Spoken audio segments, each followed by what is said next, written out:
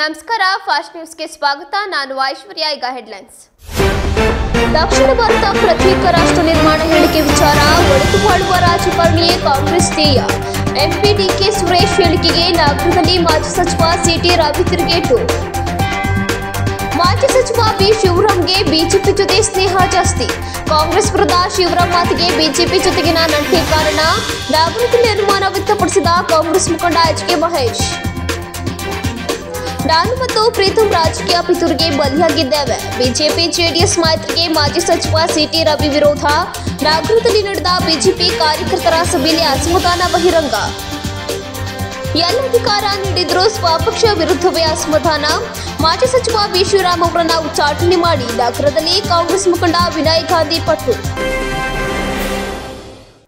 ದಕ್ಷಿಣ ಭಾರತ ಪ್ರತ್ಯೇಕ ರಾಷ್ಟ್ರ ಆಗಬೇಕು ಎಂಬ ಸಂಸದ ಡಿಕೆ ಸುರೇಶ್ ಹೇಳಿಕೆಗೆ ತಿರುಗೇಟು ನೀಡಿದ ಮಾಜಿ ಸಚಿವ ಸಿಟಿ ರವಿ ಒಡೆದುಕೊಳ್ಳುವ ರಾಜಕಾರಣವನ್ನೇ ಮಾಡಿಕೊಂಡು ಬಂದಿರುವ ಕಾಂಗ್ರೆಸ್ಗೆ ಒಟ್ಟುಗೂಡಿಸಿ ಅಭ್ಯಾಸನೇ ಇಲ್ಲ ಎಂದು ಹರಿಹಾಯ್ದರು. ಹಾಸನದಲ್ಲಿ ಸುದ್ದಿಗಾರರೊಂದಿಗೆ ಮಾತನಾಡಿದ ಮಾಜಿ ಸಚಿವ ಸಿಟಿ ರವಿ ಅವರು, ರಾಹುಲ್ ಗಾಂಧಿ ಅವರ ಯಾತ್ರೆಗೆ ಭಾರತ್ ಜೋಡೋ ಯಾತ್ರೆ ಅಂತ ಇಟ್ಟಿದ್ರೆ ಡಿಕೆ ಸುರೇಶ್ ಅವರ ಹೇಳಿಕೆಗೆ ತಾತ್ವಿಕವಾದ ಬಲ ಬರುತ್ತಿತ್ತು. ಜೋಡೋ ಅಂತ ಹೇಳ್ತಾರೆ, ಅವರು ಒಡೆಯುವ ಮಾತು ಆಡ್ತಾರೆ ಎಂದು ಟೀಕಿಸಿದರು. ರಾಷ್ಟ್ರ ಒಡೆಯುವ ಮಾತನ್ನ ಡಿಕೆ ಸುರೇಶ್ ಹೇಳಿದ್ರೆ ಜಾತಿ ನಡುವೆ ಒಡೆಯುವ ರಾಜಕಾರಣವನ್ನ ಸಿದ್ದರಾಮಯ್ಯ ಅವರು ಆದಿಯಾಗಿ ಮಾಡಿಕೊಂಡು ಬಂದಿದ್ದಾರೆ. ಸಿದ್ದರಾಮಯ್ಯ ಅವರು ಆರೋಪಕ್ಕೊಮ್ಮೆ ಮನುಷ್ಯತ್ವ ಇರಬೇಕು ಅಂತಾರೆ, ಆದರೆ ಮಾಡೋದೆಲ್ಲ ಜಾತಿ ರಾಜಕಾರಣ ಎಂದು ವಾಗ್ದಾಳಿ ನಡೆಸಿದರು. ಬಡವರು ಎಲ್ಲ ಜಾತಿಯಲ್ಲೂ ಇದ್ದಾರೆ, ಯಾಕೆ ಅವರು ಬಡವರ ಪರ ಯೋಚನೆ ಮಾಡಲ್ಲ? ಬಡವರ ಪರವಾಗಿ ಯಾಕೆ ಮಾತನಾಡಲ್ಲ? ಜಾತಿಯನ್ನ ಇಟ್ಕೊಂಡು ಏಕೆ ಮಾತಾಡ್ತಾರೆ ಎಂದು ಪ್ರಶ್ನಿಸಿದರು. ಎಲ್ಲ ಜಾತಿಯಲ್ಲೂ ಒಳ್ಳೆಯವರೇ ಇದ್ದಾರೆ, ಕೆಟ್ಟವರು ಇದ್ದಾರೆ. ಹಾಗಾದರೆ ಜಾತಿ ದ್ವೇಷ ಯಾಕೆ ಇವರಿಗೆ? ಜಾತಿ ದ್ವೇಷ, ಜಾತಿ ಉಳಿದು ರಾಜಕಾರಣ ಮಾಡೋದು, ಭಾಷೆ ಹೆಸರಿನಲ್ಲಿ ರಾಜಕಾರಣ ಮಾಡೋದು ಕಾಂಗ್ರೆಸ್ ಕಲ್ಚರ್. ಆ ಕಾಂಗ್ರೆಸ್ ಸಂಸ್ಕೃತಿಯನ್ನೇ ಡಿಕೆ ಸುರೇಶ್ ಹೇಳಿದ್ದಾರೆ ಎಂದರು. ಸಂಕುಚಿತ ಮನೋಭಾವ ಇರುವವರು ಎಲ್ಲದರಲ್ಲೂ ತಪ್ಪು ಹುಡುಕುತ್ತಾರೆ. ದೇಶ ಉಳಿತೀವಿ ಅಂತ ಹೋರಾಟ ಚಿಹ್ನೆಗೆ ಅವರು ಬೆಂಬಲ ಕೊಟ್ಟರು. ಅದಾದ ನಂತರ ಸರ್ದಾರ್ ಪಟೇಲ್ ದೇಶವನ್ನ ಒಗ್ಗೂಡಿಸಿದ್ರು ಎಂದರು. ರಾಜಕಾರರು ಹೈದರಾಬಾದ್ ನಿಜಾಮನ ಮನಸ್ಥಿತಿಯವರಂತೆ ಡಿಕೆ ಸುರೇಶ್, ಡಿಕೆ ಶಿವಕುಮಾರ್ ವರ್ತಿಸಬಾರದು. ಅಕಸ್ಮಾತ್ ವರ್ತಿಸಿದ್ರೆ ನೀವು ನಿಜಾಮ ಅಲ್ಲ, ನಿಜಾಮನನ್ನೇ ಬಾಕು ಬಿಡಿದಂತಹ ಸರ್ದಾರ್ ವಲ್ಲಭಾಯ್ ಪಟೇಲ್ ತರಹದ ನೇತೃತ್ವ ಭಾಜಪ ಕೈಯಲ್ಲಿ ಇದೆ ಎಂದರು. ನಿಮ್ಮ ನಿಜಾಮಗಿರಿ ಇಲ್ಲಿ ನಡೆಯಲ್ಲ ಎಂದ ಅವರು, ಫೆಬ್ರವರಿ 7ರಂದು ದೆಹಲಿಯಲ್ಲಿ ಅವರು ಪ್ರತಿಭಟನೆ ಮಾಡಲು ಎಲ್ಲರಿಗೂ ಪ್ರಜಾಪ್ರಭುತ್ವದ ಹಕ್ಕಿದೆ. ಅಂಕಿಅಂಶಗಳನ್ನು ಮುಂದಿಟ್ಟು ಜನರಿಗೆ ಮನವರಿಕೆ ಮಾಡ್ತೀವಿ. ಅವರು ಹೇಳುವುದರಲ್ಲಿ ಎಷ್ಟು ಸತ್ಯ ಇದೆ, ಎಷ್ಟು ಸುಳ್ಳು ಇದೆ ಅನ್ನೋದನ್ನ ಜನರ ಮುಂದೆ ಇಡ್ತೀವಿ. ಇಲ್ಲಿ ಪ್ರತಿಭಟನೆ ಮಾಡಲು ಹಕ್ಕಿದೆ, ದೇಶ ಉಳಿಯಲು ಹಕ್ಕಿಲ್ಲ ಎಂದರು. ನೋಡಿ, ಒಡೆದಾಳುವ ರಾಜಕಾರಣವನ್ನೇ ಮಾಡ್ಕೊಂಡು ಬಂದಂಥ ಕಾಂಗ್ರೆಸ್ಸಿಗೆ ಒಟ್ಟುಗೂಡಿಸೋ ಅಭ್ಯಾಸನೇ ಇಲ್ಲ. ಈಗ ರಾಹುಲ್ ಗಾಂಧಿಯವರು ಭಾರತ್ ಜೋಡೋ ಯಾತ್ರೆ ಅಂತ ಇಟ್ಟಿದ್ದರೆ ಡಿ ಕೆ ಸುರೇಶ್ರಂಥ ಹೇಳಿಕೆಗಳಿಗೆ ಒಂದು ತಾತ್ವಿಕವಾಗಿರ್ತಕ್ಕಂಥ ಬಲ ಬರ್ತಿತ್ತು. ಅವ್ರು ಜೋಡೋ ಅಂತ ಹೇಳ್ತಾರೆ, ಇವರು ಒಡೆಯೋ ಮಾತಾಡ್ತಾರೆ.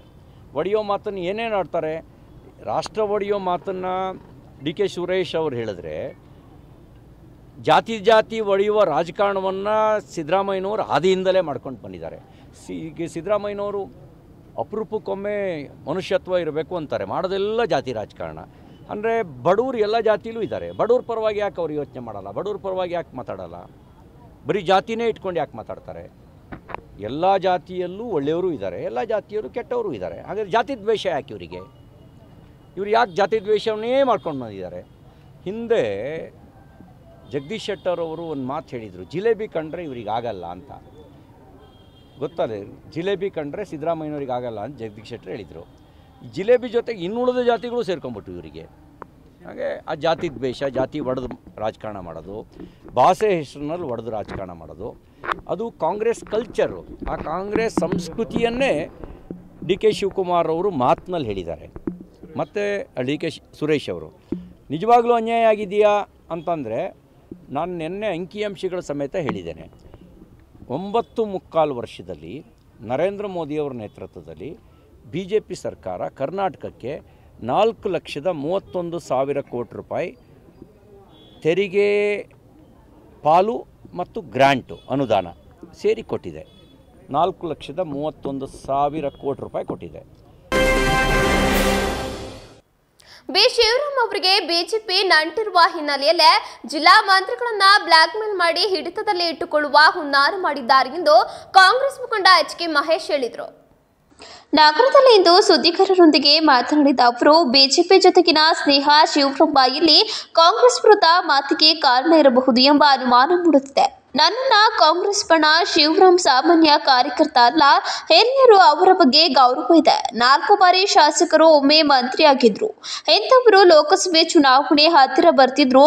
ಅದನ್ನ ಗೆಲ್ಲಲು ಪಕ್ಷ ತಯಾರಾಗಬೇಕೇ ಹೊರತು ಹೀಗೆಲ್ಲ ಮಾತನಾಡುವುದು ಬೇಕಿರಲಿಲ್ಲ ಎಂದರು. ಅವರೆಂದು ಹಿಂದೆ ಮಾಧ್ಯಮಗಳ ಮುಂದೆ ಹೆಚ್ಚು ಬಂದವರಲ್ಲ. ಅಂತವರೀಗ ಸಚಿವರು, ಶಾಸಕರ ಬಗ್ಗೆ ಮಾತನಾಡುತ್ತಿರುವುದು ಅನುಮಾನ ಹುಟ್ಟಿದೆ. ಚುನಾವಣೆ ಹತ್ತಿರ ಬರುತ್ತಿರುವುದರಿಂದ ಉಸ್ತುವಾರಿ ಮಂತ್ರಿ ಅವರನ್ನ ಬ್ಲಾಕ್ ಮೇಲ್ ಮಾಡಿ ಹಿಡಿದಿಟ್ಟುಕೊಳ್ಳಲು ನನಗೆ ಟಿಕೆಟ್ ಸಿಗಲ್ಲ ಅಂತಾನೋ ರಾತ್ರಿಯೆಲ್ಲ ನೀತಿ ಹೇಳಿ ಬೆಳಿಗ್ಗೆ ಏನೋ ಮಾಡಿದ್ರು ಅನ್ನೋ ಹಾಗೆ ಹೇಗೆಲ್ಲ ಮಾತನಾಡುತ್ತಿದ್ದಾರೆ ಅನಿಸುತ್ತಿದೆ ಎಂದು ಲೇವಡಿ ಮಾಡಿದ್ರು. ಶಿವರಾಮ್ ಅವರ ಬಗ್ಗೆ ಜನ ಬೇರೆ ಬೇರೆ ರೀತಿ ಮಾತನಾಡುತ್ತಿದ್ದಾರೆ. ಏಕೆಂದ್ರೆ ರಾಜಣ್ಣ ಇವರ ವಿರುದ್ಧ ಮಾತನಾಡಿಲ್ಲ, ಪ್ರೆಸ್ ಮೀಟ್ ಮಾಡಿಲ್ಲ. ಇವರಕ್ಕೆ ಅರಸೀಕೆರೆಗೆ ಹೋಗಿ ಶಿವಲಿಂಗೇಗೌಡರೇ ಅಭ್ಯರ್ಥಿಯಾಗಲಿ ಎಂದರು. ಶಿವಲಿಂಗೇಗೌಡರು ಅರ್ಜಿ ಹಾಕಿದ್ರ ಎಂದು ಪ್ರಶ್ನಿಸಿದ್ರು.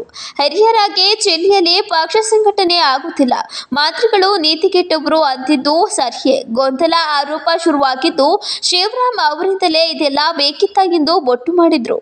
ಇನ್ನು ಕಾಲು ಮಿಂಚಿಲ್ಲ, ಎಲ್ಲರನ್ನ ಒಟ್ಟಾಗಿ ಕರೆದುಕೊಂಡು ಹೋಗಿ ಕಾರ್ಯಕರ್ತರಲ್ಲಿ ಗೊಂದಲ ಮೂಡಿಸುವುದು ಬೇಡ ಎಂದು ಮಹೇಶ್ ಮನವಿ ಮಾಡಿದರು. ಅವರಿಗೆ ಬಿಜೆಪಿ ನೆಂಟು ಜಾಸ್ತಿ ಆಗಿದೆ, ಯಡಿಯೂರಪ್ಪ ಕರೆದಿದ್ರು ಎಂದು ಅವರೇ ಹೇಳಿದರು.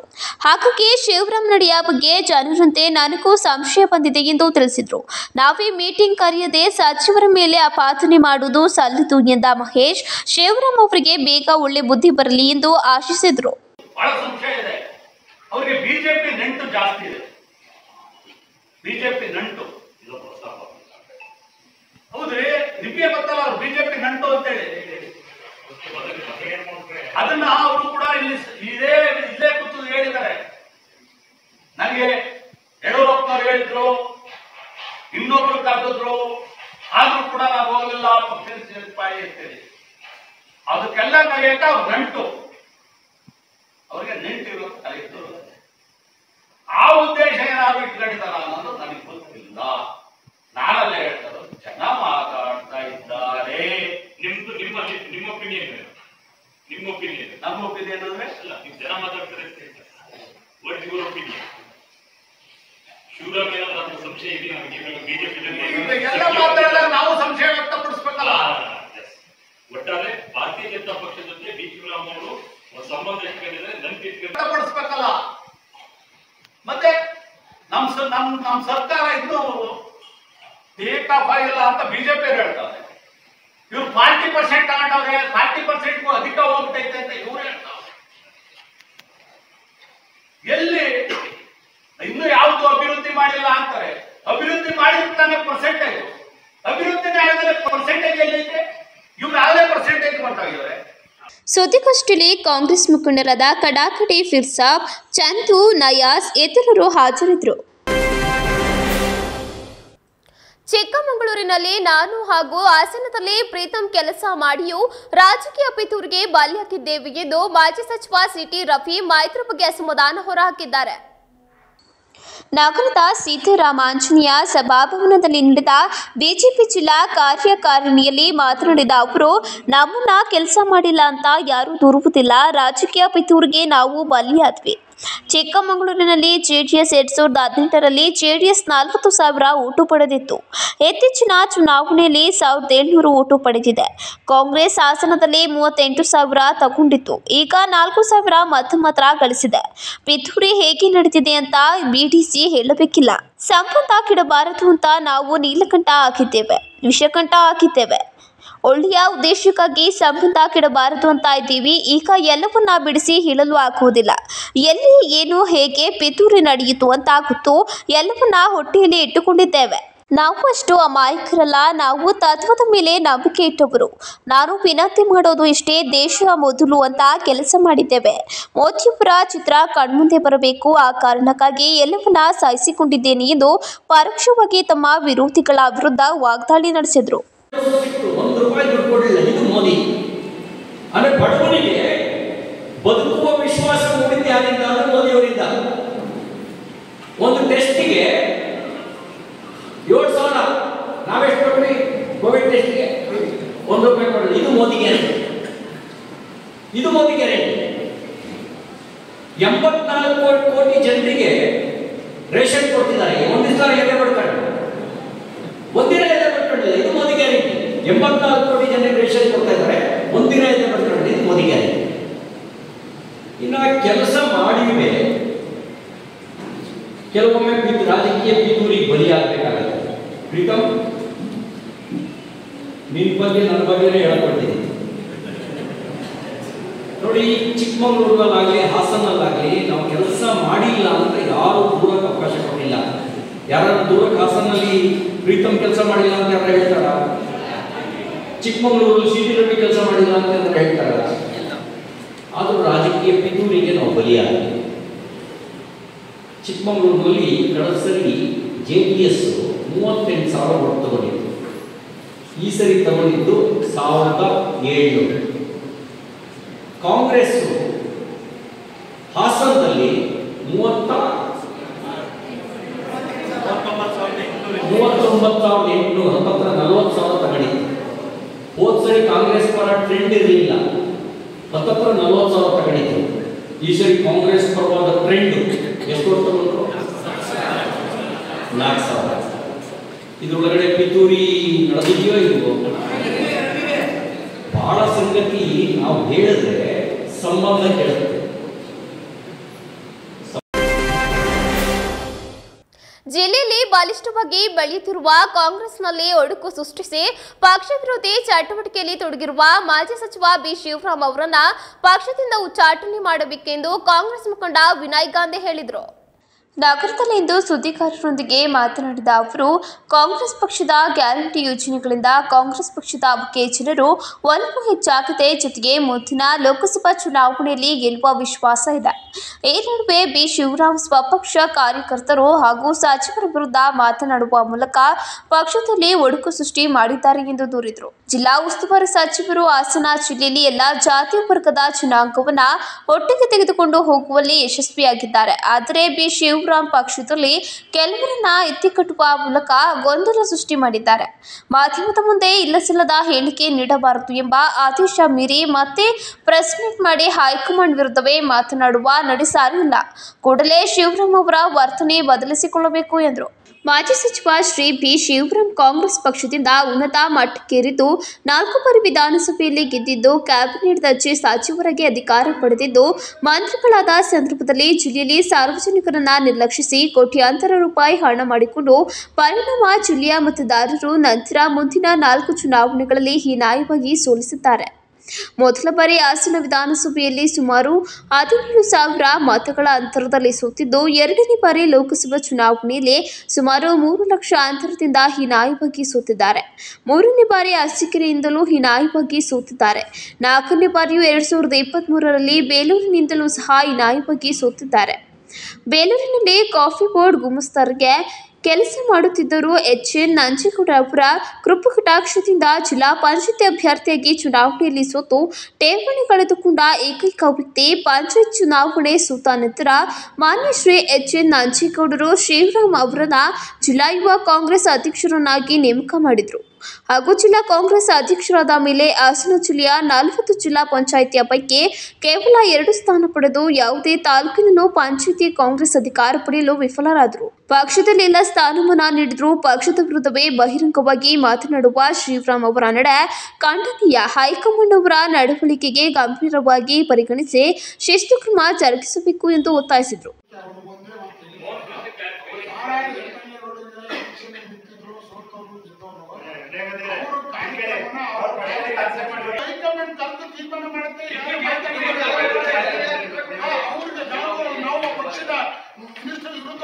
ಸರ್ಕಾರದ ವಿರುದ್ಧ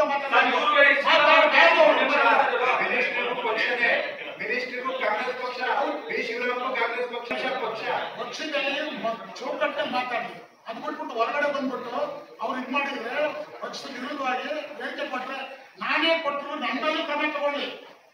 ಪಕ್ಷದ ವಿರುದ್ಧವಾಗಿ ಹೇಳಿಕೆ ಕೊಡಬಾರ್ದು ಅಂತ ಹೇಳ್ತಿರೋದು. ಯಾರು ದೊಡ್ಡವರಲ್ಲ ಅಂತ ಹೇಳ್ತಿರೋದು. ಶಿವರಾಮ್ ಮಾಜಿ ಮಂತ್ರಿ ಆದಂತೆ ಇಡೀ ದೇಶಕ್ಕೆ ದೊಡ್ಡವರ, ಪಾರ್ಟಿಗೆ ದೊಡ್ಡವರ. ಬೆಳಗಾವಿಯಲ್ಲಿ ಅವರು ಅಲ್ಲಿ ಅಧಿವೇಶನ ನಡೆಯೋ ಸಂದರ್ಭದಲ್ಲಿ ನಾವು ಹೋಗಿ ಹೇಳಿದ್ವಿ, ಸರ್ಕಾರದ ಅಧಿಕಾರಕ್ಕೆ ಬಂದ್ಮೇಲೆ 40% ಹೆಚ್ಚು ಪರ್ಸೆಂಟೇಜ್ ನಡೀತಾ ಇದೆ ಅನ್ನೋದನ್ನ ನಿಮ್ಮ ಪತ್ರಿಕೆಯಲ್ಲಿ ಇರೋದನ್ನ ಹೇಳ್ತಾ ಇದ್ದೇನೆ. ಸುದ್ದಿಗೋಷ್ಠಿಯಲ್ಲಿ ಕಾಂಗ್ರೆಸ್ ಮುಖಂಡರಾದ ಮುನುಸ್ವಾಮಿ, ಅನಿಲ್ ಪಾಷಾ, ಶಂಕರ್ ಇತರರು ಹಾಜರಿದ್ದರು. ಜಿಲ್ಲೆಯ ಜನರ ದಶಕಗಳ ಕನಸಾಗಿದ್ದ ಹಾಸನದ ಇನ್ನಾರ್ ವೃತ್ತದ ಬಳಿಯ ರೈಲ್ವೆ ಮೇಲ್ಸೇತುವೆ ಸಂಚಾರ ನಿಲ್ಲಿಸಿದ್ದು ಜನರಿಗೆ ತೊಂದರೆಯಾಗುತ್ತಿದೆ. ಮಂಗಳವಾರದ ಒಳಗಾಗಿ ಸಂಚಾರಕ್ಕೆ ಅವಕಾಶ ನೀಡದೇ ಇದ್ದರೆ ಆಮ್ ಆದ್ಮಿ ಪಕ್ಷದ ವತಿಯಿಂದ ಪ್ರತಿಭಟನೆ ನಡೆಸಲಾಗುವುದು ಎಂದು ಆಮ್ ಆದ್ಮಿ ಪಕ್ಷದ ಪರಾಜಿತ ಅಭ್ಯರ್ಥಿ ಅಖಿಲೆ ಯೋಗೇಶ್ ಎಚ್ಚರಿಸಿದ್ದಾರೆ. ನಗರದಲ್ಲಿಂದು ಸುದ್ದಿಗಾರರೊಂದಿಗೆ ಮಾತನಾಡಿದ ಅವರು, ಜನರಿಗೆ ತೊಂದರೆಯಾಗುತ್ತಿದೆ ಎಂದು ಗೊತ್ತಿದ್ರೂ ಯಾವುದೇ ಅಧಿಕಾರಿಗಳು ಹಾಗೂ ಯಾವುದೇ ಜನಪ್ರತಿನಿಧಿಗಳು ಚಕಾರ ಎತ್ತುತ್ತಿಲ್ಲ. ಇದರಿಂದ ಹೊರ ಜಿಲ್ಲೆ, ನಗರದ ವಿವಿಧ ಭಾಗಗಳಿಗೆ ಸಂಚಾರ ಮಾಡುವ ಜನರಿಗೆ ತುಂಬಾ ತೊಂದರೆಯಾಗುತ್ತಿದೆ. ಇದನ್ನು ಮನಗೊಂಡು ಕೂಡಲೇ ಮೇಲ್ಸೇತುವೆ ಸಂಚಾರಕ್ಕೆ ಅನುವು ಮಾಡಿಕೊಡಬೇಕೆಂದು ಆಗ್ರಹಿಸಿದರು. ಈ ಹಿಂದೆ ರೈಲ್ವೆ ಮೇಲ್ಸೇತುವೆ ಯೋಜನೆಗೆ ಹಾಲಿ ಮಾಜಿ ಶಾಸಕರು, ಸಚಿವರು ಯಾರು ಮೇಲ್ಸೇತುವೆ ಕಾಮಗಾರಿ ಬಗ್ಗೆ ಹೋರಾಟ ಮಾಡ್ತಿಲ್ಲ. ಈ ಹಿಂದೆ ತಾನು ಮುಂದೆ ನಿಂತು 2016ರಲ್ಲಿ ಯಡಿಯೂರಪ್ಪ ಅವರು ವಿಪಕ್ಷ ನಾಯಕನಾಗಿದ್ದ ವೇಳೆ ಯಡಿಯೂರಪ್ಪ ಅವರ ಮೂಲಕ ಕೇಂದ್ರ ಸರ್ಕಾರಕ್ಕೆ ಮನವಿ ಮಾಡಿದ ಹಿನ್ನೆಲೆಯಲ್ಲಿ ರೈಲ್ವೆ ಮೇಲ್ಸೇತುವೆ ನಿರ್ಮಾಣ ಆಗಿದೆ ಎಂದರು. ಎಂಪಿ ಪ್ರಜ್ವಲ್ ರೇವಣ್ಣ, ಮಾಜಿ ಸಚಿವ ಎಚ್.ಡಿ. ರೇವಣ್ಣ, ಮಾಜಿ ಹಾಗೂ ಶಾಸಕರು ಹಾಗೂ ಇನ್ನಿತರರು ಕೇವಲ ಕಾಮಗಾರಿಯ ಕ್ರೆಡಿಟ್ ಪಡೆಯಲು ಇಲ್ಲದ ಹೇಳಿಕೆಗಳನ್ನು ನೀಡುತ್ತಿದ್ದಾರೆ. ಆದರೆ ಜನರ ಸಮಸ್ಯೆ ಬಗ್ಗೆ ಯಾರೂ ಗಮನ ಹರಿಸಿಲ್ಲ ಎಂದರು. ನಗರವಾಸಿಗಳ ಸಮಸ್ಯೆಗಳನ್ನು ಗಮನಿಸಿ ಅವರ ಸಮಸ್ಯೆಗಳನ್ನು ಆಲಿಸಿ ಈಗಾಗಲೇ ಮೇಲ್ಸೇತುವೆ ಬಳಿ ಇರುವ ಅಂಗಡಿ ಮಾಲೀಕರ ಬಗ್ಗೆ ಚರ್ಚಿಸಿ ಮಂಗಳವಾರ ಅಂಗಡಿ ಮುಂಗಟ್ಟುಗಳನ್ನು ಬಂದ್ ಮಾಡಿ ಪ್ರತಿಭಟನೆ ನಡೆಸಲು ತೀರ್ಮಾನ ಕೈಗೊಳ್ಳಲಾಗಿದೆ ಎಂದು ಹೇಳಿದರು. ಇದೇ ವೇಳೆ ಲೋಕಸಭಾ ಚುನಾವಣೆಗೆ ಆಮ್ ಆದ್ಮಿ ಪಕ್ಷ ಕೂಡ ತಯಾರಿ ಮಾಡುತ್ತಿದ್ದು ಈಗಾಗಲೇ ಅಭ್ಯರ್ಥಿಗಳ ಆಯ್ಕೆ ಬಗ್ಗೆ ಚರ್ಚೆ ನಡೆಯುತ್ತಿದೆ. ಜೊತೆಗೆ ಇಂಡಿಯಾ ಒಕ್ಕೂಟದಲ್ಲಿ ಇರುವ ಆಮ್ ಆದ್ಮಿ ಪಕ್ಷ ಹಾಸನದಲ್ಲಿ ಇರುವ ಕಾಂಗ್ರೆಸ್ ಒಳ ಜಗಳಗಳ ನಡುವೆ ಆಮ್ ಆದ್ಮಿ ಪಕ್ಷದ ಅಭ್ಯರ್ಥಿಗೆ ಟಿಕೆಟ್ ನೀಡಬೇಕು ಎಂದು ಮನವಿ ಮಾಡಲಾಗುವುದು ಎಂದರು.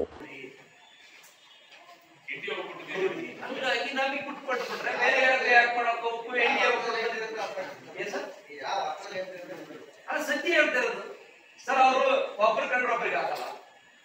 101 ಗುಂಪಲ್ಲಿ ಒಂದು ಗುಂಪು ಆಯ್ತಾ. ಈಗ ಅವ್ರು ಕಿತ್ತಾಡಿ ಈ ಜನ ಒಂದು ಚೇಂಜಸ್ ಮಾಡಬೇಕು ಅನ್ನೋ ಉದ್ದೇಶ ಇದ್ದಾರೆ. ಅದನ್ನ ನಾವ್ ಎನ್ಕೇಜ್ ಮಾಡ್ಬೇಕು ಹೊರತು ಇಲ್ಲಿ ಒಕ್ಕೂಟದವರು, ಇಂಡಿಯಾ ಒಕ್ಕೂಟದವರು ಯಾಕೆ ಕಳ್ಕೋಬೇಕು? ಈಸಿಯಾಗಿ ಬರೋಂಥದ್ದನ್ನ ಯಾಕೆ ಸರ್ ಕಳ್ಕೋಬೇಕು? ಇಲ್ವಾ ಸುರೇಶ್ ಅಣ್ಣ? 100% ಇದ್ವಿ ಸಾರ್. ಸಣ್ಣ ಪುಟ್ಟ ಮನೆ ಜಗಳ ಅವೆಲ್ಲ ನೋಡಿ. ಈಗ ನಮ್ಗೆ ಸಿಕ್ಕ ಮನೆ ಮಕ್ಕಳು ಸಿಕ್ಕುವಲ್ಲ ಆತರ. ನಮಗೆ ಇವತ್ತು ನೆನನು ಹೇಳ ನಮ್ ಸಾಹೇಬ್ರು, ನಾವು ಇಂಡಿಯಾ ಒಕ್ಕೂಟದಲ್ಲಿ ಕೆಲಸ ಮಾಡ್ಬೇಕು ಅಂತ ಹೇಳಿದ್ರೆ ಅದಕ್ಕೆ ನಾವ್ ಹೇಳಿದ್ವಿ.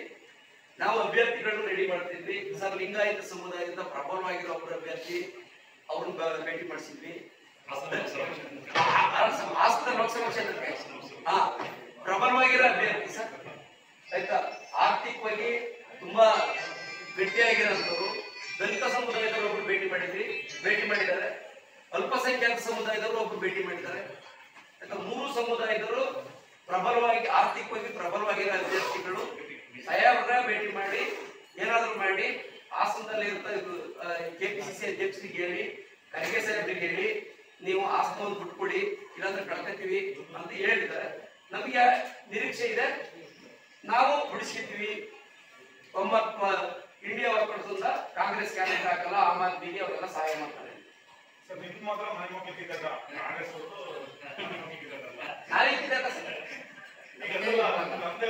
ಸುದ್ದಿಗೋಷ್ಠಿಯಲ್ಲಿ ಆಮ್ ಆದ್ಮಿ ಪಕ್ಷದ ಜಿಲ್ಲಾಧ್ಯಕ್ಷ ಆನಂದ್, ಮುಖಂಡರಾದ ನಜೀರ್ ಅಹಮದ್, ಮಂಜುನಾಥ್, ರೆಹಮತ್ ಇತರರು ಹಾಜರಿದ್ದರು.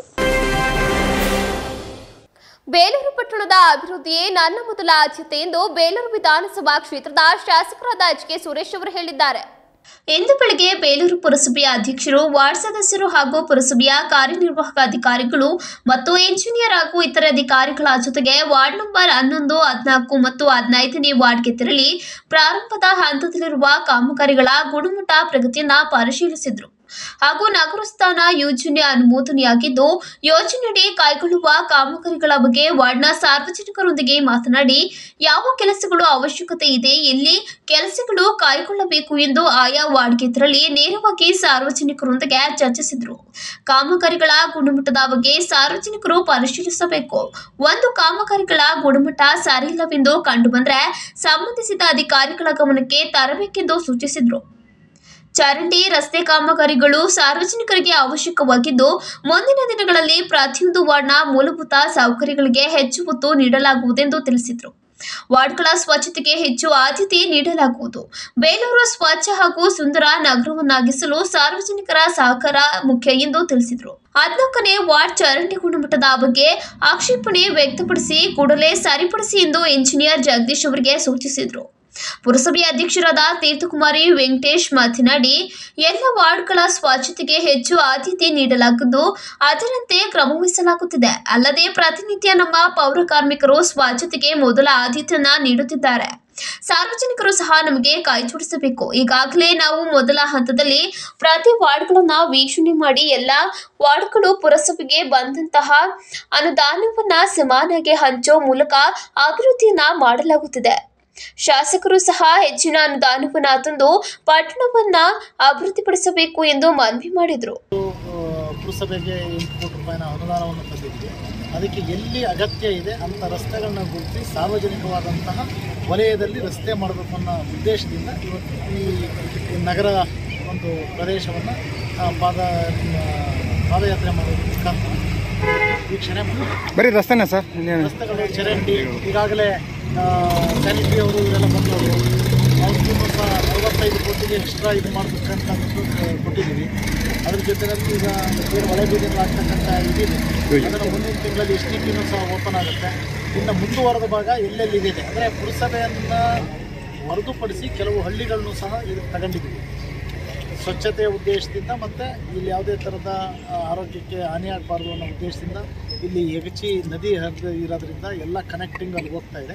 ಅದನ್ನು ತಪ್ಪಿಸ್ಬಿಟ್ಟು STPನಲ್ಲೇ ಇದು ಫಿಲ್ಟರ್ ಆಗಬೇಕು, ಇದು ಆರೋಗ್ಯದ ಮೇಲೆ ಯಾವುದೇ ಪರಿಣಾಮ ಆಗಬಾರ್ದು ಅನ್ನೋ ಒಂದು ಉದ್ದೇಶದಿಂದ ಇವತ್ತು ನಗರವನ್ನು ಏನು ಇತಿಹಾಸ ಇರ್ತಕ್ಕಂಥ 900 ವರ್ಷ ಇತಿಹಾಸ ಇರ್ತಕ್ಕಂಥ ಚೆನ್ನಕೇಶ್ವರ ಸನ್ನಿಧಿಯಲ್ಲಿ ಒಂದು ನಗರವನ್ನು ಸ್ವಚ್ಛತೆಯಿಂದ ಒಂದಿಷ್ಟು ಗುಣಮಟ್ಟದ ಅಭಿವೃದ್ಧಿಯನ್ನು ಮಾಡತಕ್ಕಂಥ ಸಂಕಲ್ಪವನ್ನು ಒಂದು ಇವತ್ತು ಅಧಿಕಾರಿಗಳ ಒಂದು ತಂಡ, ನಮ್ಮ ಪುರಸಭೆ ಅಧ್ಯಕ್ಷರು ಮತ್ತೆಲ್ಲ ನಮ್ಮ ಪುರಸಭಾ ಸದಸ್ಯರುಗಳ ಒಂದು ತಂಡ ಒಂದು ಪಕ್ಷಾತೀತವಾಗಿ ಜಾತ್ಯತೀತವಾಗಿ ನಗರವನ್ನು ಅಭಿವೃದ್ಧಿ ಮಾಡಬೇಕಂತ ಎಲ್ಲರ ಸಂಕಲ್ಪ ಇದೆ. ಅದಕ್ಕೆ ಸಹಕಾರವನ್ನು ಎಲ್ಲರೂ ಕೊಡ್ತಾ ಇದ್ದಾರೆ. ಈ ಸಂದರ್ಭದಲ್ಲಿ ಪುರಸಭೆಯ ಉಪಾಧ್ಯಕ್ಷರಾದ ದಿವ್ಯ ಗಿರೀಶ್, ಸದಸ್ಯರಾದ BR ಪ್ರಭಾಕರ್, ಗಿರೀಶ್, ಸತೀಶ್ ಮತ್ತು ಅಶೋಕ್ ಹಾಗೂ ಬಿಜೆಪಿ ಮುಖಂಡರಾದ ವಿನಯ್, ರಂಗನಾಥ್, ಹೇಮಂತ್ ಕುಮಾರ್, ಮನು, ಶ್ರೇಯಸ್, ಮುರಳಿ, ಶೇಖರ್, ಪ್ರಸನ್ನ, ಮಂಜುನಾಥ್ ಇತರರು ಹಾಜರಿದ್ದರು. 24 ವರ್ಷ ದೇಶ ಸೇವೆ ಮಾಡಿ ನಿವೃತ್ತಿ ಹೊಂದಿ ತವರಿಗೆ ಮರಳಿದ ಸಾಲ್ಕಮಿ ನಿವಾಸಿ ನಾಗರಾಜ್ ಕೆ ಅವರನ್ನ ನಗರದ ಡೈರಿ ವೃತ್ತದ ಬಳಿ ಅಪಾರ ಸಂಖ್ಯೆಯಲ್ಲಿ ಜಿಲ್ಲೆಯ ಮಾಜಿ ಸೈನಿಕರು ಹಾಗೂ ಕುಟುಂಬಸ್ಥರು ಅದ್ದೂರಿಯಾಗಿ ಸ್ವಾಗತಿಸಿದರು. ನಗರದ ಡೈರಿ ವೃತ್ತದಿಂದ ರೈಲ್ವೆ ನಿಲ್ದಾಣ, BM ರಸ್ತೆ, ಸಾಲ್ಕಮಿ ರಸ್ತೆ ಮೂಲಕ ನಗರದ ಪ್ರಮುಖ ರಸ್ತೆಯಲ್ಲಿ ಮೆರವಣಿಗೆ ನಡೆಸಿದರು. ಈ ವೇಳೆ ಕುಟುಂಬಸ್ಥರು ಹಾಗೂ ಅಭಿಮಾನಿಗಳು ನಿವೃತ್ತ ಸೈನಿಕ ನಾಗರಾಜ್ ಅವರಿಗೆ ಹೂಗುಚ್ಛ ನೀಡಿ ಮಾಲಾರ್ಪಣೆ ಮಾಡಿ ಸ್ವಾಗತಿಸಿದರು.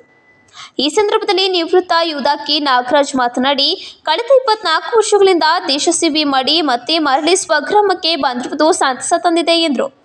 ಸೇವಾ ಸಂದರ್ಭದಲ್ಲಿ ಹಂಚಿದ ಕಠಿಣ ಸಂದರ್ಭಗಳನ್ನು ಎದುರಿಸಿ ಕುಟುಂಬದ ಸದಸ್ಯರ ಪ್ರೀತಿಯಿಂದ ದೂರವಿದ್ದ ನನಗೆ ಇದೀಗ ಎಲ್ಲರೂ ಅದ್ಧೂರಿ ಸ್ವಾಗತ ಕೋರಿ ಪ್ರೀತಿ ತೋರಿದ್ದು ನಾನು ಮಾಡಿದ ದೇಶ ಸೇವೆಗೆ ಅರ್ಥ ಕಲ್ಪಿಸಿದೆ ಎಂದರು. ಪತ್ನಿ ಪವಿತ್ರ ಮಾತನಾಡಿ, ದೇಶ ಸೇವೆಗೆ ಹೋದವರು ಮತ್ತೆ ಬದುಕಿ ಬರುತ್ತಾರೆ ಎಂಬ ಯಾವುದೇ ನಿರೀಕ್ಷೆ ಇರುವುದಿಲ್ಲ. ಅದರ ನಡುವೆಯೂ ಎಲ್ಲವನ್ನ ಜಯಿಸಿ ಮತ್ತೆ ಮನೆಗೆ ಬಂದಿದ್ದು ಖುಷಿ ತಂದಿದೆ ಎಂದು. ವಿವಾಹವಾಗಿ ಕೇವಲ 2 ವರ್ಷಕ್ಕೆ ದೇಶ ಸೇವೆಗೆ ಪತಿ ತೆರಳಿದ್ದು ಮಕ್ಕಳು ಕೂಡ ತಂದೆಯ ಪ್ರೀತಿಯಿಂದ ವಂಚಿತರಾದರು. ಆದರೆ ಇದೀಗ ಯಶಸ್ವಿ ಸೇವೆಯೊಂದಿಗೆ ಮರಳಿ ಮನೆಗೆ ಬಂದಿದ್ದು ಕುಟುಂಬದ ಎಲ್ಲ ಸದಸ್ಯರಿಗೂ ಸಂತಸ ತಂದಿದೆ ಎಂದರು. ಹೆಚ್ಚಿನ ಸಂಖ್ಯೆಯಲ್ಲಿ ಕುಟುಂಬ ಸದಸ್ಯರು ಹಾಗೂ ಮಾಜಿ ಸೈನಿಕರ ಸಂಘದ ಸದಸ್ಯರು ಭಾಗವಹಿಸಿ ಸ್ವಾಗತ ಕೋರಿದ್ದು ತುಂಬಾ ಸಂತಸದ ವಿಚಾರವಾಗಿದೆ. ಎಲ್ಲರಿಗೂ ಈ ಮೂಲಕ ಧನ್ಯವಾದ ತಿಳಿಸುವುದಾಗಿ ಹೇಳಿದರು.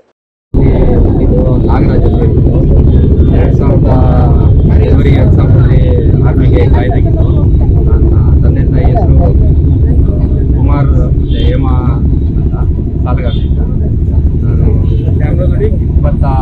4 ವರ್ಷ ಸೇವೆ ಸಲ್ಲಿಸಿ ಬಂದಿದ್ದೀನಿ.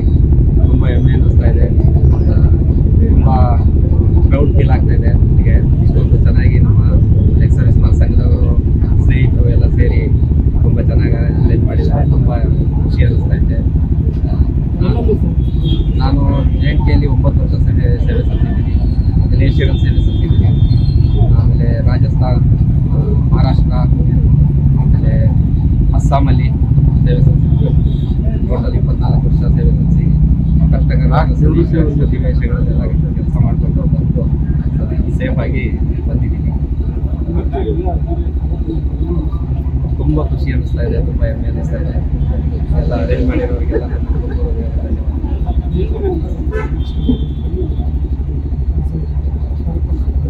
ಮುಂದೆ ನೋಡ್ಬೇಕು ಸರ್, ಆ ಥರ ಏನು ಪ್ಲ್ಯಾನ್ ಮಾಡ್ಕೊಂಡಿಲ್ಲ. ನೋಡೋದು ಸರ್ಕಾರಿ ಸೇವೆಯಲ್ಲಿ ಮಾಡೋಕ್ಕೆ ಏನಾದ್ರು ಅವಕಾಶ ಸಿಕ್ಕರೆ ಮತ್ತೆ ಸರ್ಕಾರಿ ಸೇವೆಯಲ್ಲಿ ಮುಂದುವರಿಯೋಣ. ದೇವರೇ ದಾರಿ. ತುಂಬ ಕಠಿಣವಾಗಿರೋದು ಅಂತ ಹೇಳಿದ್ರೆ, ನಾವು ಜಾಯಿನ್ ಆದಾಗ ಉಪ್ಪಿ ಪರಾಕ್ರಮ ಅಟೆಂಡ್ ಮಾಡಿದ್ವಿ. ಆಪರೇಷನ್ ಉಪ್ಪಿ ಪರಾಕ್ರಮ ಅಲ್ಲಿ ತುಂಬ ಕಷ್ಟವಾಗಿತ್ತು.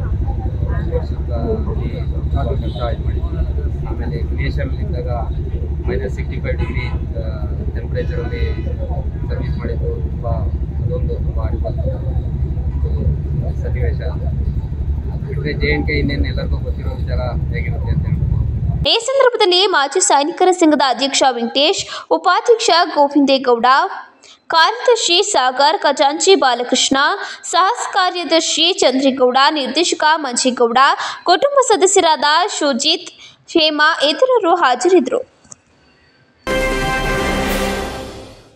ಪಟ್ಟಣದ 11ನೇ ವಾರ್ಡ್ನಲ್ಲಿ ವಾಸವಾಗಿರುವ ಕೋಟಿ ನಿವಾಸಿಗಳಿಗೆ ಮನೆ ಕಟ್ಟಲು ಹಾಗೂ ನಮ್ಮ ಹಳೆ ಮನೆಗಳ ದುರಸ್ತಿ ಮಾಡಲು ಸಹ ಕೆಲ ಅಧಿಕಾರಿಗಳು ಸುಮ್ಮನೆ ತೊಂದರೆ ಕೊಡುತ್ತಿದ್ದಾರೆ. ನಮಗೆ ಮನೆ ಕಟ್ಟಲು ದುರಸ್ತಿ ಮಾಡಲು ಬಿಡದಿದ್ದರೆ ಅವರ ಕಚೇರಿ ಮುಂದೆ ವಿಷ ಸೇವಿಸಿ ಆತ್ಮಹತ್ಯೆ ಮಾಡಿಕೊಳ್ಳುತ್ತೇವೆ ಎಂದು ನಿವಾಸಿಗಳು ಕಣ್ಣೀರು ಹಾಕಿದ್ರು. ಅನನ್ಯ ವಾರ್ಡಿನ ಕೋಟಿಕೆರೆ ಬೀದಿಯ ಬಾದ್ರೇಗೌಡ ಎಂಬುವವರು ವಾಸಿಸುತ್ತಿದ್ದ ಮನೆಯು ಕಳೆದ ಮಳೆಗಾಲದಲ್ಲಿ ಬಿದ್ದು ಹೋದ ಕಾರಣ ಒಂದು ಮನೆಯನ್ನ ಅದೇ ಜಾಗದಲ್ಲಿ ಕಟ್ಟಲು ಅನುಮತಿಗಾಗಿ ಸರ್ಕಾರಕ್ಕೆ ಅರ್ಜಿ ಸಲ್ಲಿಸಿದ್ರು. ಈಗಾಗಲೇ ಪುರಸಭೆಯಿಂದಲೂ ಸಹ ಅನುಮತಿಯನ್ನ ಪಡೆದಾಗಿದೆ. ಅಲ್ಲದೆ ದೇವಾಲಯದವರು ಅನುಮತಿ ನೀಡುತ್ತಿಲ್ಲ. ಈಗಾಗಲೇ ನಾವುಗಳು ಕಡು ಬಡವರಾಗಿದ್ರು ಸಹ ನಮಗೆ ವಾಸ ಮಾಡಲು ಮನೆ ಇಲ್ಲ. ಈಗಾಗಲೇ ನಮ್ಮ ಹಳೆಯ ಮನೆಯಲ್ಲಿ ದುರಸ್ತಿ ಮಾಡುತ್ತಿದ್ರು ಸಹ ಸುಮ್ಮನೆ ನಮಗೆ ದೇವಾಲಯದವರು ಬಂದು ತೊಂದರೆ ಕೊಡುತ್ತಿದ್ದಾರೆ ಎಂದು ಬಾದ್ರೇಗೌಡ ಹಾಗೂ ದಂಪತಿಗಳು ತಮ್ಮ ಅಳಲನ್ನ ತೋಡಿಕೊಂಡು, ನಾವು ಸುಮಾರು ವರ್ಷಗಳಿಂದ ಈ ಮನೆಯಲ್ಲಿ ವಾಸವಾಗಿದ್ದು ಕಳೆದ ಮಳೆಗಾಲದಲ್ಲಿ ನಮ್ಮ ಮನೆಯು ಬಿದ್ದು ಹೋಗಿತ್ತು. ನಂತರದಲ್ಲಿ ಹೊಸ ಮನೆಯನ್ನ ನಿರ್ಮಾಣ ಮಾಡಲು ನಮಗೆ ಅನುಮತಿ ನೀಡಿ ಎಂದು ಸರ್ಕಾರಕ್ಕೆ ಮನವಿ ಸಲ್ಲಿಸಿದರು. ಪುರಾತತ್ವ ಇಲಾಖೆಯವರು ನಮಗೆ ಅನುಮತಿಯನ್ನ ನೀಡುತ್ತಿಲ್ಲ. ನಮಗೆ ವಾಸಿಸಲು ಮನೆ ಇಲ್ಲ. ನಾವು ಎಲ್ಲಿಗೆ ಹೋಗಬೇಕು? ಇತ್ತ ಬದುಕಲು ಬಿಡುತ್ತಿಲ್ಲ, ಅತ್ತ ಸಾಯಲು ಬಿಡುತ್ತಿಲ್ಲ. ನಮಗೆ ಸ್ವಲ್ಪ ವಿಷಯವನ್ನಾದರೂ ನೀಡಿ ಎಂದು ಬೇಸರದಿಂದ ಕಣ್ಣೀರು ಹಾಕಿದ ಅವರು, ನಮಗೆ ಇದೇ ರೀತಿ ತೊಂದರೆ ಕೊಟ್ಟರೆ ನಮಗೆ ಯಾರು ತೊಂದರೆ ಕೊಡುತ್ತಿದ್ದಾರೆ ಅವರ ಹೆಸರು ಬರೆದು ಅವರ ಕಚೇರಿ ಮುಂಭಾಗದಲ್ಲಿ ವಿಷ ಸೇವಿಸುತ್ತೇವೆ ಎಂದು ಕುಟುಂಬ ಸಮೇತರಾಗಿ ಎಂದು ತೀವ್ರವಾಗಿ ಆಕ್ರೋಶ ವ್ಯಕ್ತಪಡಿಸಿದರು. ನಂತರ ಮಾತನಾಡಿದ ಬಿಜೆಪಿ ಮುಖಂಡ, ಅಲ್ಲಿನ ನಿವಾಸಿಯಾದ ಹೇಮಣ್ಣ, ನಾವುಗಳು ಇಲ್ಲಿ ಬಹಳ ವರ್ಷಗಳಿಂದ ವಾಸವಾಗಿದ್ದೇವೆ. ಒಂದು ಸಣ್ಣ ಮನೆಯನ್ನ ಕಟ್ಟಲು ಅನುಮತಿ ನೀಡದ ಸರ್ಕಾರಕ್ಕೆ ಧಿಕ್ಕಾರ ಎಂದರಲ್ಲದೆ ಉಳ್ಳವರಿಗೆ ಮನೆ ಅಥವಾ ಕಟ್ಟಡ ಕಟ್ಟಿಕೊಡಲು ಅನುಮತಿ ಹೇಗೋ ದೊರೆಯುತ್ತದೆ. ಆದರೆ ನಮ್ಮಂತ ಬಡವರಿಗೆ ಅನುಮತಿ ದೊರೆಯುವುದು ಕಷ್ಟಕರವಾಗಿದೆ. ಸುಮಾರು 4-5 ಮನೆಗಳಿಗೂ ಸಹ ಅನುಮತಿ ನೀಡಿಲ್ಲ. ಕೆಲವರು ಈಗಾಗಲೇ ಸುಳ್ಳು ಮಾಹಿತಿಗಳನ್ನ ನೀಡಿ ಮನೆ ಮೇಲೆ ಮನೆಯನ್ನ ಕಟ್ಟಿದ್ರು ಸಹ ಕಣ್ಣಿಗೆ ಕಾಣದಂತೆ ದೇವಾಲಯದ ಅಧಿಕಾರಿಗಳು ಕಣ್ಮುಚ್ಚಿಕೊಳ್ಳುತ್ತಿದ್ದಾರೆ. ಆದರೆ ಬಡವರಿಗೆ ಒಂದು ನ್ಯಾಯ, ಶ್ರೀಮಂತರಿಗೆ ಒಂದು ನ್ಯಾಯ ಅಲ್ಲದೆ ಆ ಸರ್ಕಾರದಿಂದ ಎಲ್ಲ ಅನುಮತಿಯನ್ನ ಪಡೆದಿದ್ರು ಕೆಲ ಮನೆಗಳಿಗೆ ಸುಮ್ಮನೆ ಹಣಕ್ಕಾಗಿ ಬಂದು ಇಲ್ಲಿಯ ಸಿಬ್ಬಂದಿಗಳು ತೊಂದರೆ ಕೊಡುತ್ತಿದ್ದಾರೆ ಎಂದು ಆಕ್ರೋಶ ವ್ಯಕ್ತಪಡಿಸಿದ ಅವರು, ಈ ಬಗ್ಗೆ ನಮ್ಮ ಶಾಸಕರಿಗೂ ಸಹ ಗಮನಕ್ಕೆ ತರಲಾಗುವುದು. ನಮಗೆ ಅನುಮತಿ ನೀಡದಿದ್ದರೆ ಮುಂದಿನ ದಿನಗಳಲ್ಲಿ ಉಗ್ರವಾದ ಪ್ರತಿಭಟನೆ ಕೈಗೊಳ್ಳಲಾಗುವುದು ಎಂದರು. ಸರ್, ನಿಮ್ಮ ಹೆಸರೇನು ಹೇಳಿ? ಭದ್ರೇಗೌಡ. ನಿಮ್ದೇನು ಸಮಸ್ಯೆ ಸರ್? ಒಂದು ಪುರಾತನ ಮನೆ ಒಂದು ಬಿದ್ದೋಗಿತ್ತು. ಅದನ್ನ ಮನೆ ಕಟ್ಕೊಳ್ಳೋಕ್ಕೆ ನಮಗೆ ಸರ್ಕಾರದಿಂದ ಅನುಮತಿ ಬೇಕು. ದೇವಸ್ಥಾನದವರು ನಮಗೆ ತುಂಬ ನೋಟಿಸ್ ಮೇಲೆ ನೋಟಿಸ್ ಕೊಟ್ಟು ಪ್ರಾಬ್ಲಮ್ ಕೊಡ್ತಾ ಇದ್ದಾರೆ. ದಯವಿಟ್ಟು ನಮಗೆ ಇರೋಕ್ಕೆ ಮನೆ ಇಲ್ಲ. ಇಲ್ಲಿ ನಮ್ಮ ವಾಸಿಗಳು 2 ಜನಕ್ಕೂ ಇದೇ ಥರ ಆಗಿದೆ. ಕಮಲಮ್ಮನವ್ರಿಗೂ ಇದೇ ಥರ ಆಗಿದೆ. ಕಮಲಮ್ಮನವ್ರಿಗೂ ಅದೇ ಥರ ಪ್ರಾಬ್ಲಮ್ ಆಗ್ತಾ ಇದೆ. ದಯವಿಟ್ಟು ನಮಗೆ ಸರ್ಕಾರದಿಂದ ಏನಾದ್ರು ಒಂದು ಅನುಮತಿ ಕೊಡಬೇಕು. ನಮಗೆ ಮನೆ ಕಟ್ಟಕ್ಕೆ ಅನುಕೂಲ ಮಾಡಿಕೊಡ್ಬೇಕು ಅಂತ ನೀವು ಮುಖಕ್ಕೆ ಕೇಳ್ಬೇಕು. ನಮಗೆ ಬೇರೆ ಅವಕಾಶ ಇಲ್ಲ, ಜಾಗ ಇಲ್ಲ. ಮನೆ ನಾವು ತಕ್ಷಣಕ್ಕೆ ಮನೆ ಕಟ್ಕೋಬೇಕು, ಮನೆ ಇಲ್ಲ. ಸರ್ ಇನ್ನೊಂದೇನಪ್ಪ ಅಂದ್ರೆ ಸರ್ ಈಗ ಇವ್ರು ಮನೆ ಬಿದ್ದೋಗಿತ್ತು, ಮನೆ ಬರೀ ಸಾಮಾನು ಕೆಳ್ಕೊಳಕ್ಕೆ ಅವ್ರು ತಿಕ್ಕಣಕ್ಕೆ ಆಗ್ದಲೆ ತಿಂಗ್ಳಂಗಟ್ಲೆ ಗೋಳಾಡ್ಬಿಟ್ರು ಸರ್. ಈಗ ಅದ್ರ ಜೊತೆಗೆ ಈಗ ಮನೆ ಕಟ್ಟಕ್ಕೆಲ್ಲ ಸಾಲ ಸೂಲ ಮಾಡ್ಕೊಂಡು ಇದ್ ಮಾಡ್ತಿದ್ದಾರೆ. ಈಗ ಪರ್ಮಿಷನ್ ಕೊಡ್ತಿಲ್ಲ, ದಿನಕ್ಕೊಬ್ಬೊಬ್ರು ಬಂದು ಹಿಂಸೆ ಕೊಡ್ತಿದ್ದಾರೆ ಸರ್. ಈಗ ಇದಕ್ಕೆ ಏನಾರ ಒಂದು ದಾರಿ ಮಾಡ್ಕೊಡಿ. ಏನಕ್ಕೆ ಹಿಂಸೆ ಕೊಡ್ತಾ ಇದ್ದಾರೆ? ಕಟ್ಬೇಡಿ ಅಂತ ಪರ್ಮಿಷನ್ ತಾಳಿ ಅಂತ ಕೇಳ್ತಿದ್ದಾರೆ. ಪರ್ಮಿಷನ್ ಹಾಕಿದೀವಿ, ಕೊಡ್ತಾ ಇಲ್ಲ ಸರ್. ಅದು ಅಪ್ಲೈ ಮಾಡಿದೀವಿ, ನಾವು ಬಾಡಿಗೆ ಕಟ್ಟಕ್ ಆಗ್ತಿಲ್ಲ ಇವಾಗ. ಸರಿ, ಎಲ್ಲಿ ಕೇಳಿದಿರಾ ಪರ್ಮಿಷನ್ಗೆ? ಪರ್ಮಿಷನ್ ಆನ್ಲೈನ್ ಅಲ್ಲಿ ಅಪ್ಲೈ ಮಾಡಿದೀವಿ ನೋಡಿ ಸರ್. ಇದು ಪತ್ರ ಇದೆ ನೋಡಿ ಇಲ್ಲಿ. ಈಗ ಲೈಸೆನ್ಸ್ ಕೊಡ್ಲಿಲ್ಲ ಅಂತಂದ್ರೆ ನಮ್ಮ ಮನೆಗೆ ಕೊಡ್ಲಿಲ್ಲ. ಈಗ ಲೈಸೆನ್ಸ್ ಯಾರು ಕೊಡಬೇಕು ಅಂತ ಹೇಳ್ತಿದ್ದೀರಾ? ಲೈಸೆನ್ಸ್ ಅದೇ ಪುರಾತತ್ವ ಇಲಾಖೆ ಅಂತ ಹೇಳ್ತಾ ಇದಾರೆ. ಅಲ್ಲಿಂದಲೇ ನಮಗೆ ತಕ್ಷಣಕ್ಕೆ ಲೈಸೆನ್ಸ್ ಕೊಡ್ಲಿ, ಅನುಮತಿ ಕೊಡ್ಲಿ, ನಾವು ಬೇಗ ಕಟ್ಕೊಂತೀವಿ. ಈಗ ಮಳೆ ಸ್ಟಾರ್ಟ್ ಆಗುತ್ತೆ, ಮಳೆ ಸ್ಟಾರ್ಟ್ ಆಗುತ್ತೆ, ಅವಾಗ ನಾವ್ ಎಲ್ಲಿಗೆ ಹೋಗಿ ವಾಸ ಮಾಡೋದು? ದಯವಿಟ್ಟು ನಮಗೆ ಎಲ್ಲಿಗೆ ಹೋಗಿ ವಾಸ ಮಾಡೋದು ಹೇಳಿ ಸರ್, ಅವರೇ ಉತ್ತರ ಕೊಡ್ಲಿ. ಈ ಸಂದರ್ಭದಲ್ಲಿ ವಾರ್ಡಿನ ನಿವಾಸಿಗಳಾದ ಕಮಲಮ್ಮ, ಪ್ರಕಾಶ್, ಸವಿತಾ, ಲಕ್ಷ್ಮಿ, ಮೀನಾಕ್ಷಿ, ದುರ್ಗಮ್ಮ, ರಾಜಿನಾ, ಲೀಲಾವತಿ, ಚಂದನ್ ಏನು ಮುಂತಾದವರು ಹಾಜರಿದ್ದರು. ಮಾಜಿ ಸೈನಿಕರಿಗೆ ಭೂಮಿ ನೀಡುವಂತೆ ಒತ್ತಾಯಿಸಿ ಮಿನಿ ವಿಧಾನಸೌಧದಲ್ಲಿ ನಡೆಸುತ್ತಿರುವ ಪ್ರತಿಭಟನಾ ಧರಣಿ 3ನೇ ದಿನಕ್ಕೆ ಮುಂದುವರೆದಿದೆ. ಸಕಲೇಶಪುರ ತಾಲೂಕಿನಲ್ಲಿ ಸೈನಿಕರು, ಮಾಜಿ ಸೈನಿಕರಿಗೆ ಹಾಗೂ ವೀರ ನಾರಿಯರಿಗೆ 5, 4, 99, 34 ಎಕರೆ ಪ್ರದೇಶವನ್ನು 1972ರಲ್ಲಿ ಕಾಯ್ದಿರಿಸಲಾಗಿತ್ತು. ಕಾಯ್ದಿರಿಸಿದ ಭೂಮಿಯನ್ನ ಮಾಜಿ ಸೈನಿಕರಿಗೆ ಮಂಜೂರು ಮಾಡಲು ತಾಲೂಕು ಕಂದಾಯ ಅಧಿಕಾರಿಗಳು ಹಾಗೂ ಕರ್ನಾಟಕ ಸರ್ಕಾರ ಸರಿಯಾದ ಕ್ರಮ ಜರುಗಿಸದ ಕಾರಣ ಯಾರಿಗೂ ಭೂಮಿ ಹಂಚಿಲ್ಲ. ಈ ಬಗ್ಗೆ ನ್ಯಾಯಾಲಯದಲ್ಲಿ ದಾವೆ ಹೂಡಿ ಆದೇಶ ಪಡೆದರೂ ಯಾವುದೇ ಕ್ರಮ ಜರುಗಿಸದೆ ಆದೇಶವನ್ನ ಉಲ್ಲಂಘಿಸಿದೆ. ಕೆಲವು ವೀರ ನಾರಿಯರಿಗೆ ಅರಣ್ಯ ಇಲಾಖೆಯ ಭೂಮಿಯನ್ನ ಮಂಜೂರು ಮಾಡಿ ವೀರ ನಾರಿಯರಿಗೆ ಅನ್ಯಾಯ ಮಾಡಿದೆ. ಈ ಬಗ್ಗೆ ಜಿಲ್ಲಾಧಿಕಾರಿಗಳ ಗಮನಕ್ಕೆ ತಂದರೂ ಯಾವುದೇ ಪ್ರಯೋಜನವಾಗಿಲ್ಲ. ಸೂಕ್ತ ಪರಿಹಾರ ಹುಡುಕಲು ಕ್ರಮ ಕೈಗೊಳ್ಳದೆ ಕಂದಾಯ ಇಲಾಖೆ ಅಧಿಕಾರಿಗಳು 10 ವರ್ಷಗಳ ಅವಧಿಯಲ್ಲಿ ಓರ್ವ ತಹಸೀಲ್ದಾರ್ ಅವರನ್ನ ಹೊರತುಪಡಿಸಿದ್ರೆ ಉಳಿದ 11 ಜನ ತಹಸೀಲ್ದಾರ್ ಅವರು ಸೈನಿಕರನ್ನ ಮಾಜಿ ಸೈನಿಕರಿಗೆ ಭೂಮಿ ಹಂಚದೆ ವಂಚನೆ ಮಾಡಿದ್ದಾರೆ. ಪ್ರತಿ ದಿವಸ ತಾಲೂಕು ಕಚೇರಿಗೆ ಹಾಗೂ ಜಿಲ್ಲಾಧಿಕಾರಿಗಳ ಕಚೇರಿಗೆ ಅಲಿದಾಡಿ ಕೆಲವು ಮಾಜಿ ಸೈನಿಕರು ಸೋತು ಹೋದ್ರು. ಈಗ ವೀರ ನಾರಿಯರು ಸಾಯುವ ಸ್ಥಿತಿಯಲ್ಲಿದ್ದಾರೆ. ಅರಣ್ಯ ಇಲಾಖೆಯ ಕೆಲವು ಅಧಿಕಾರಿಗಳು ತಪ್ಪಿನಿಂದ ವಂಚನೆಯಿಂದ ಕೂಡ ತೊಂದರೆಯಾಗಿದೆ. ಇಡೀ ಕರ್ನಾಟಕದಲ್ಲಿ, ಅದರಲ್ಲಿಯೂ ಹಾಸನ ಜಿಲ್ಲೆಯಲ್ಲಿ ಸಕಲೇಶಪುರ ತಾಲೂಕಿನಲ್ಲಿ ಮಾಜಿ ಸೈನಿಕರಿಗೆ, ವೀರ ನಾರಿಯರಿಗೆ ಗೌರವ ಇಲ್ಲದಂತಾಗಿದೆ. ಯಾವುದೇ ಸರ್ಕಾರಿ ಸೌಲಭ್ಯ ಕೊಡಿಸಲು ಸಹಕರಿಸುತ್ತಿಲ್ಲ. ಯಾವುದೇ ಕಚೇರಿಗೆ ಹೋದರೂ ಕೇಳುವವರಿಲ್ಲ. ಹಾಸನದಲ್ಲಿ ನಡೆದ ಜನತಾ ದರ್ಶನದಲ್ಲಿ ಜಿಲ್ಲಾಧಿಕಾರಿಗಳಿಗೆ ಮನವಿ ಸಲ್ಲಿಸಿದ್ರು. ಇದುವರೆವಿಗೂ ಯಾವುದೇ ಕ್ರಮ ಕೈಗೊಳ್ಳಲಿಲ್ಲ. ಈಗ ನಾವು ಅನಿರ್ದಿಷ್ಟ ಅವಧಿ ಮುಷ್ಕರ ಕೈಗೊಳ್ಳುವುದರ ಮೂಲಕ ಸರ್ಕಾರದ ನಡೆಯನ್ನ ಖಂಡಿಸುತ್ತಾ ಜನಸಾಮಾನ್ಯರಲ್ಲಿ ಸರ್ಕಾರದ ವಿಫಲತೆಯನ್ನ ತೋರಿಸುವ ಪ್ರಯತ್ನ ಮಾಡುತ್ತಿದ್ದೇವೆ.